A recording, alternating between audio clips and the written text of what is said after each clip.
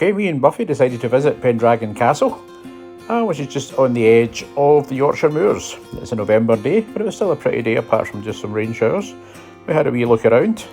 You can see from the video different parts of the castle. The castle, according to legend, was built by Uther Pendragon, who was supposedly King Arthur's father. You just see below, it's above the River Eden.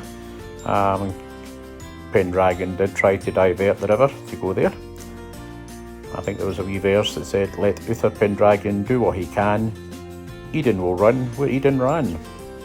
Yeah, we don't know he's a real person, but obviously possibly a 5th century chieftain who was invading Anglo-Saxons. According to another local legend, Uther and many of his men died when the Saxons poisoned a well. And of course that got them all poisoned. There are several Arthurian sites in Cumbria. King Arthur's Round Table, which we did, actually me and Buffy did visit earlier on in the year, which is on one of our earlier ones. The history of the castle is, despite legend and the recovery of a Roman coin, there is no evidence of pre-Roman use of this site. The castle was built in the 12th century during the reign of William Rufus.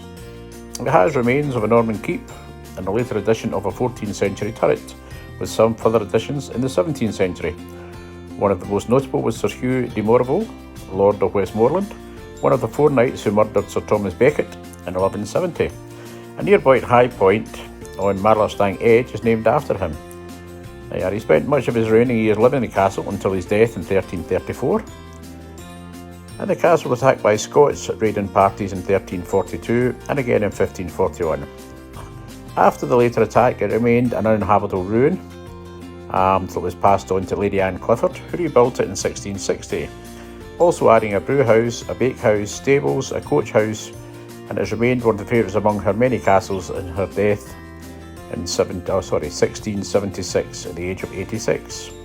Lady Anne's successor, the Earl of Thanet, had no use for the castle and removed everything of value from it, including the lead from the roof. By the 1770s, much of the building above the 2nd storey had collapsed, and it gradually became further into decay. And then it was sold off, but it wasn't sold off until 1962 for £525. During the Second World War, Franklin's father had written a book about Arthurian legends associated with the castle, and the current owner inherited the castle following the deaths of his cousins in 1998. In recent years, some of the rubble has been cleared, but it's still not advisable to go inside the castle wall, and you do have to still be careful. Although the castle is privately owned and on farmland, there is a public access where you can park just in the lay-by and you can have a look around it. It's still a nice wee place to look round, and obviously the views are astounding. Obviously the Yorkshire countryside as you're just on the edge of the Yorkshire National Parks.